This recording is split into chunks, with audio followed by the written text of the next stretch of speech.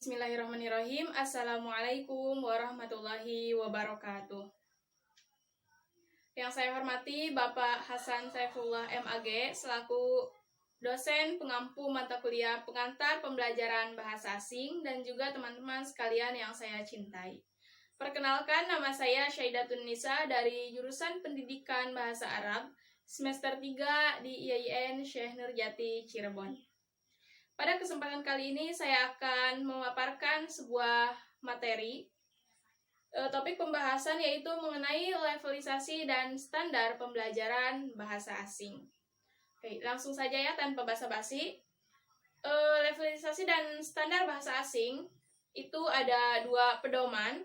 Yang pertama ada pedoman CEFR, yaitu Common European Framework of Reference, dan juga ada ACTFL yang merupakan singkatan dari American Council on the Teaching of Foreign Language.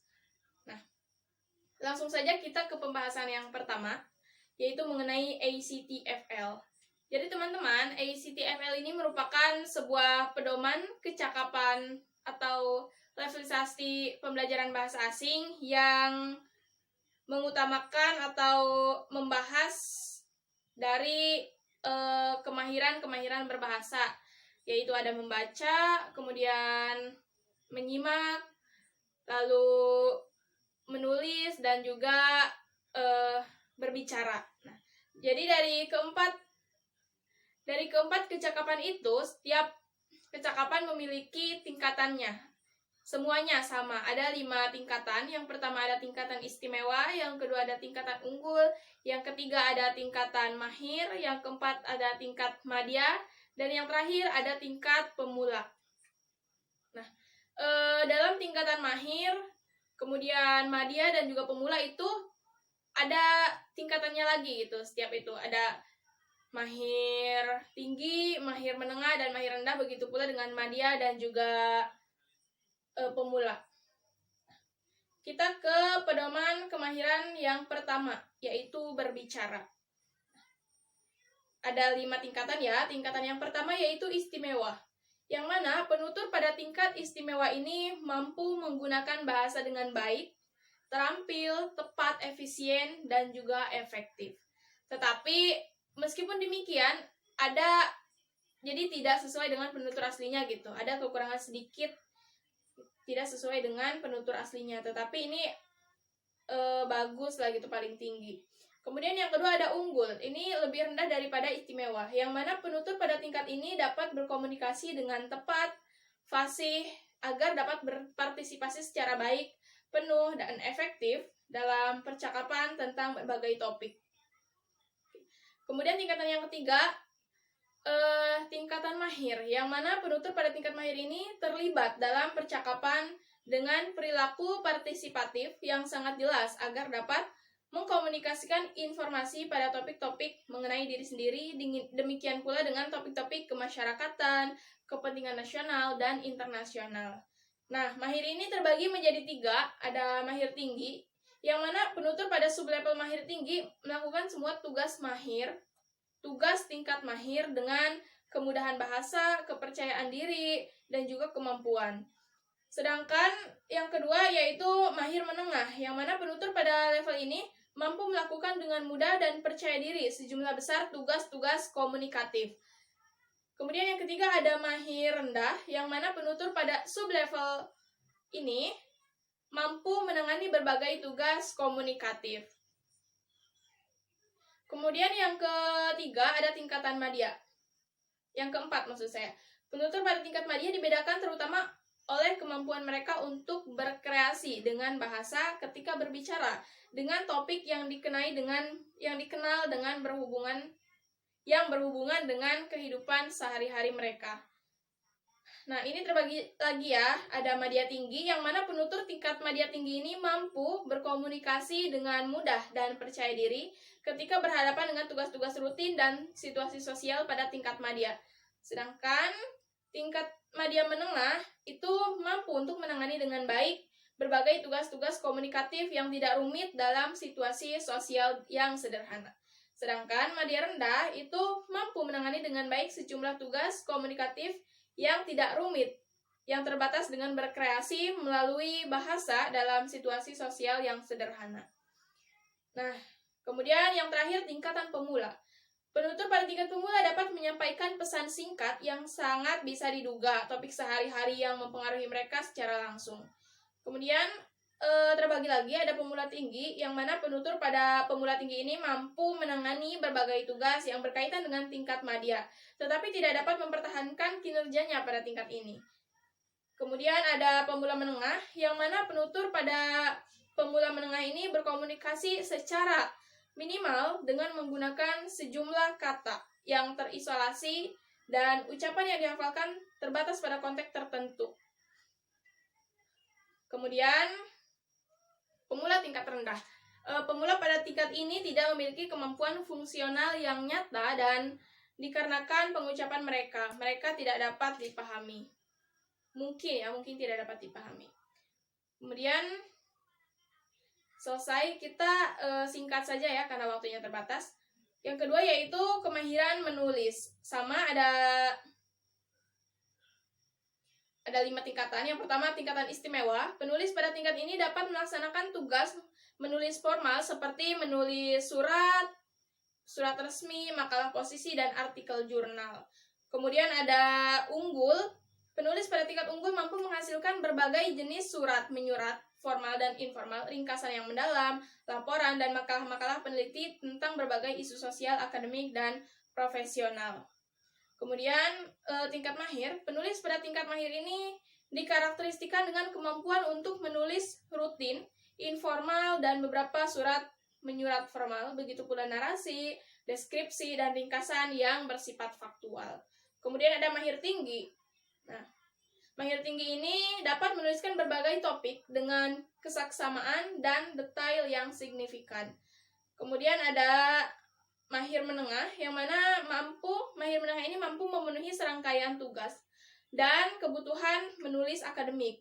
Dan juga ada mahir rendah, yang mana penulis pada mahir rendah ini mampu memenuhi tugas dasar atau kebutuhan menulis akademik. Dan ada mahir, kita ke madya. Penulis pada tingkat madya ini dikarakteristikan dengan kemampuan untuk memenuhi kebutuhan menulis praktis seperti pesan dan surat, permintaan informasi, dan catatan sederhana. Ada madya tinggi di sini, yang mana madya tinggi mampu memenuhi semua kebutuhan menulis praktis pada tingkat madya. Sedangkan ada madya menengah, mereka mampu memenuhi sejumlah kebutuhan menulis praktis. Dan ada madya rendah, yang mana mereka dapat memenuhi kebutuhan praktis secara terbatas. Dan ada pemula yang terakhir. Penulis pada tingkat pemula dikarakteristikan dengan kemampuan untuk menghasilkan daftar dan catatan, terutama dengan menuliskan kata-kata dan ungkapan. Ada pemula tinggi, yang mana penulis pada pemula tinggi ini mampu memenuhi kebutuhan menulis dasar yang terbatas dengan menggunakan daftar, pesan baru, kartu pos, dan catatan sederhana. Dan juga ada pemula menengah, yang mana pemula menengah ini dapat mereproduksi dan memori dari memori sejumlah kecil kata dan ungkapan dalam konteks. Dan ada pemula rendah, yang mana mereka mampu untuk menyalin dan mencatat kata-kata atau ungkapan yang dikenal, membentuk huruf dalam sistem abjad, dan menyalin atau menghasilkan coretan-coretan dasar. Kemudian ada yang ketiga, kemahiran menyimak. Pada tingkatan istimewa yang paling atas, penyimak dapat memahami banyak macam bentuk, gaya, dan ragam bahasa tentang topik yang khusus dalam bahasa yang disesuaikan dengan halayak yang berbeda. Sedangkan pada tingkat unggul yang bawahnya, penyimak mampu memahami pembicaraan dalam dialek standar pada serangkaian topik yang dikenal dan kurang dikenal. Sedangkan pada tingkat mahir, penyimak dapat memahami ide utama sebagai besar dan sebagian besar detail pendukung dalam diskursus yang terkait pada berbagai topik umum seperti berita, penjelasan, instruksi, anekdot, dan deskripsi perjalanan. Nah, di sini ada mahir tinggi, yang mana Penyimak mampu memahami dengan mudah dan percaya diri teks naratif dan deskriptif konvensional sepanjang apapun, serta materi faktual yang kompleks seperti ringkasan atau laporan. Sedangkan mahir menengah, mereka memahami teks naratif dan deskriptif konvensional seperti pengembangan deskripsi orang, tempat, dan benda, serta narasi tentang peristiwa pada waktu lampau, sekarang, dan waktu akan datang. Sedangkan mahir rendah, mereka mampu memahami teks naratif dan deskriptif, pendek, konvensional, dan struktur dasar yang jelas, meskipun pemahaman mereka mungkin tidak konsisten. Kemudian ada tingkat madya, penyimak bisa mengerti informasi yang disampaikan dalam pembicaraan yang panjangnya sekalimat, yang sederhana dalam topik sehari-hari atau yang dikenal. Nah, ada madya tinggi, mereka mampu mengerti dan mudah dengan percaya diri pembicaraan yang panjangnya sekalimat yang sederhana dalam konteks pribadi dan sosial dasar. Sedangkan madya menengah, mereka mampu mengerti pembicaraan yang panjangnya sekalimat yang sederhana. Sedangkan madya rendah, mereka mampu memahami beberapa informasi dari pembicaraan yang panjangnya sekalimat, satu ujaran pada waktu bersamaan. Baik teman-teman, selanjutnya yaitu kemahiran membaca. Nah, ini yang terakhir ya. Ada tingkatan istimewa, yang mana tingkatan istimewa ini pembaca dapat memahami teks dari berbagai genre, termasuk profesional, teknis, akademis, dan sastra. Kemudian ada tingkatan unggul, yang mana mereka mampu memahami teks dari berbagai genre yang berkaitan dengan berbagai subjek, baik yang dikenal maupun yang tidak. Kemudian ada tingkat mahir, pembaca dapat memahami ide pokok dan detail pendukung pada teks naratif dan deskriptif otentik. Dan juga ada mahir tinggi, yang mana mereka mampu memahami sepenuhnya dan dengan mudah teks naratif dan deskriptif konvensional. Kemudian ada mahir menengah, yang mana mereka mampu untuk memahami teks naratif dan deskriptif konvensional. Kemudian ada mahir rendah, yang mana mereka mampu memahami teks dan deskriptif dengan struktur dasar yang jelas, meskipun pemahaman mereka mungkin tidak konsisten. Kemudian yang ketiga ada tingkat madya, yang keempat, yaitu pembaca dapat memahami informasi yang disampaikan dengan teks sederhana, dapat diduga, dan kurang tersambung. Kemudian ada madya tinggi, yang mana pembaca mampu memahami sepenuhnya dan dengan mudah teks pendek yang tidak kompleks. Kemudian ada madya menengah, yang mana mereka mampu untuk memahami teks pendek yang tidak rumit, yang menyampaikan informasi dasar dan terkait dengan topik pribadi. Kemudian ada madya rendah, yang mana mereka mampu memahami beberapa informasi dari teks-teks terkait yang sangat sederhana. Selanjutnya ada tingkatan pemula, yang mana pembaca mampu memahami kata kunci dan kata seasal serta ungkapan rumusan yang sangat dikontekstualkan. Kemudian ada pemula tinggi, yang mana mereka mampu memahami sepenuhnya dengan relatif mudah kata-kata kunci dan kata seasal serta ungkapan rumusan di seluruh rangkaian teks. Kemudian ada pemula menengah, yang mana mereka mampu mengenali huruf atau simbol abjad atau sistem penulisan suku kata atau sejumlah karakter terbatas pada bahasa yang didasarkan karakter. Kemudian ada pemula rendah, mereka mampu mengenali sejumlah huruf, simbol, atau karakter secara terbatas. Oke, kita ke yang kedua ya, yaitu mengenai pedoman yang kedua, yaitu CEFR, Common European Framework of Reference. Nah, dalam CEFR itu terbagi menjadi 6 kelompok, yaitu ada A1, A2, B1, B2, dan C1, C2.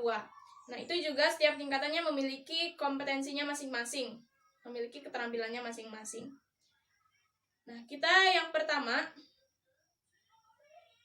yaitu A1, yang mana kompetensi umumnya mereka mampu memahami dan menggunakan ungkapan sehari-hari untuk mengungkapkan kebutuhan dasar. Dan mereka juga mampu memperkenalkan diri kepada orang lain dan menjawab pertanyaan sederhana tentang dirinya, tempat tinggalnya, dan orang yang dikenal.